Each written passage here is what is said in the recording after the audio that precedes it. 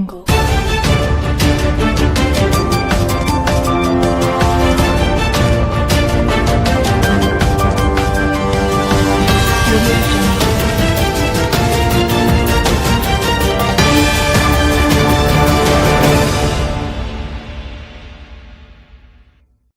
علیکم ناظرین، میں ہوں آپ کو فرحان ملک اور آپ دیکھ رہے ہیں فرحان ملک یوٹیوب چینل۔ ناظرین، ایک صاحب بصیرت بزرگ نے ایک جج صاحب کو دعا دی کہ جج صاحب، اللہ پاک آپ کو اس سے بھی بڑا عہدہ عطا کرے اور آپ جج سے SHO بن جائیں۔ اب جج بڑی حیرت انگیز نگاہوں سے دیکھنے لگا اور بزرگ کو کہنے لگا کہ بزرگو، میرا عہدہ SHO سے بڑا ہے۔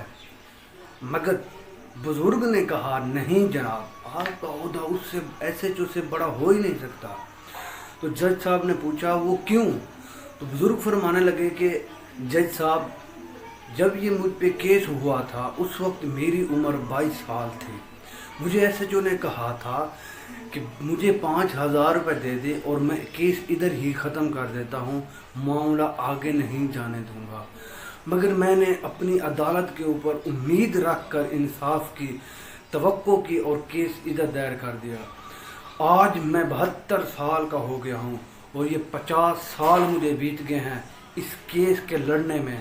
تو مجھے بتائیں، جج صاحب 50 سال لگا دیے فیصلہ کرنے میں اور SHO نے 5 منٹ میں ہی ختم کر دینا تھا۔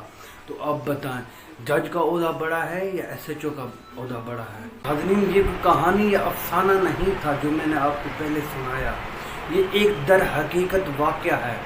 یہ واقعہ کسی غیر مسلم یا یہودی عدالت کا نہیں تھا، یہ واقعہ اسلامی جمہوریہ پاکستان کا تھا، جس میں غریب کو اور مظلوم کو چکی کی طرح پیس پیس کر رگڑا جاتا ہے اور امیر کو، صاحب اقتدار کو، چوروں کو، لٹیروں کو، ڈاکوؤں کو اتوار والے دن، عدالت کی چھٹی والے دن بھی ضمانت پر رہا کر دیا جاتا ہے۔ غریب کیس کرتا ہے، سالوں سال نسلوں سے نسلیں در چلتی رہتی ہیں اور کیس ختم نہیں ہوتا۔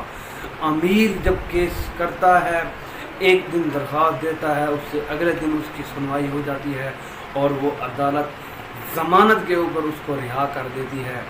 وہ عدالت جس کے سامنے دن دہاڑے 14 مظلوموں کو شہید کر دیا جاتا ہے، وہ انصاف کے آج تک منتظر ہیں، مگر عدالت ابھی ستوں پی کے سوئی ہوئی ہے۔ وہ عدالت جس کو حکومت کہہ رہی ہے کہ 7 ارب روپے دیں گے اور باہر جانے دیں گے، وہ عدالت 50 روپے کے اسٹامپ پیپر کے اوپر ایک چور ڈاکو کو باہر جانے کی اجازت دے دیتی ہے۔ وہ عدالت جس میں بڑے بڑے سکنڈل پڑے ہوئے ہیں، مگر پیسوں کے ہوس، پیسوں کے حوص، وہ اس چیز کو بیچ دیتے ہیں اور اس کیس کو بند کرا دیتے ہیں۔ دنیا کا سب سے بدترین عدالتی نظام وہ عدالتی نظام پاکستان کا ہے، جس میں جھوٹ بولنے والے وکیل کو بعد میں جج بنا دیا جاتا ہے، اور پاکستان کی ترقی میں سب سے بڑی رکاوٹ پاکستان کا عدالتی نظام ہے، جو چوروں، لٹیروں، ڈاکوؤں اور کرپٹ مافیا کی پناہ گاہ بن چکی ہے۔ اس طرح کہہ لیتے ہیں کہ یہ ان کی لونڈی ہے۔ پاکستان عدالتی نظام چوروں، ڈاکوؤں، لٹیروں کی لونڈی بن چکی ہے۔ وہ جب چاہتے ہیں اس کو استعمال کرتے ہیں، جب چاہتے ہیں اس کو چھوڑ دیتے ہیں۔ یہ ایک ناچنے والی یا کوٹھے والی ایک پناہ گاہ بن چکی ہے، جس میں جو آتا ہے پھر چلا جاتا ہے پیسے دے، بغیر پیسوں والا اس میں اس عدالت میں آ بھی نہیں سکتا اور نہ وہ آ کے یہاں پہ انصاف لے سکتا ہے۔